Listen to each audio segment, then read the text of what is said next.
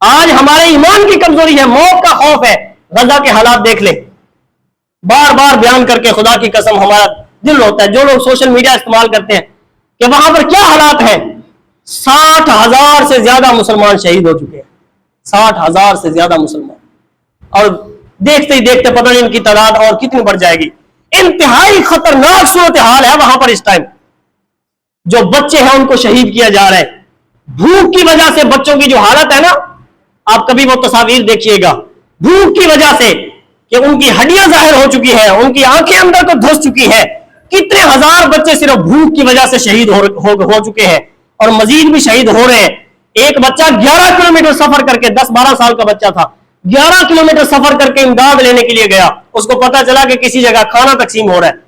11 kilometre پیدل سفر کر کے امداد لینے کے لیے گیا اور وہ امریکی فوجی تھا جو دے رہا تھا. بتائیے امریکہ بھی کبھی خیر خواہ ہے مسلمانوں کا؟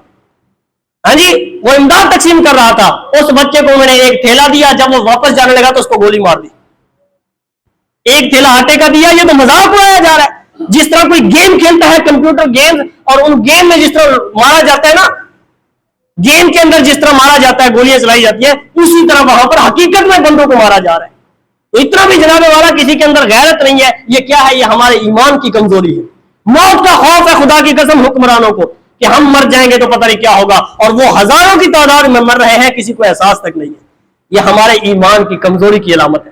ہم صرف زبانی کلام میں کہہ دیتے ہیں کہ ہم اس قتل عام کی مذمت کرتے ہیں. آپ مجھے بتائیے کہ اگر کسی کی بہن کی کوئی بندہ عزت لوٹ رہا ہو، کیا وہ دور کھڑے ہو کر کہے گا میں اس کی مذمت کرتا ہوں؟ بس کافی ہے یہ اتنا اس کے لیے. کسی کی بہن کو کوئی ہاتھ ڈال رہا ہو اور وہ دور کھڑے ہو کر کہہ دے میں اس کی مذمت کرتا ہوں، یہ کافی ہے اس کے لیے؟ یا وہ جا کر اپنی جان دے دے گا لیکن اپنی بہن کو بچائے گا؟ تو کیا وہ ہماری بہنیں نہیں ہیں؟ وہاں پر ان کے ساتھ جو ہو رہا ہے ان کو ہم اپنی بہن کیوں نہیں سمجھتے؟ وہ کلمہ گو مسلمان نہیں ہے؟ میرے آقا کریم علیہ الصلوۃ والسلام نے ارشاد فرمایا تھا مسلمان چاہے دنیا کے کسی بھی کونے میں رہتا ہو، یہ ہمیشہ ایک جسم کی مانند ہے. لیکن آج ہم جسم کی مانند کیوں نہیں سمجھتے؟ اس کی وجہ یہ ہے کہ ہمارا ایمان کمزور ہے. ہم نے اللہ کی ذات پر ہمارا یقین کامل نہیں ہے. آج ہمیں اپنا یقین اور ایمان مکمل کرنے کی ضرورت ہے.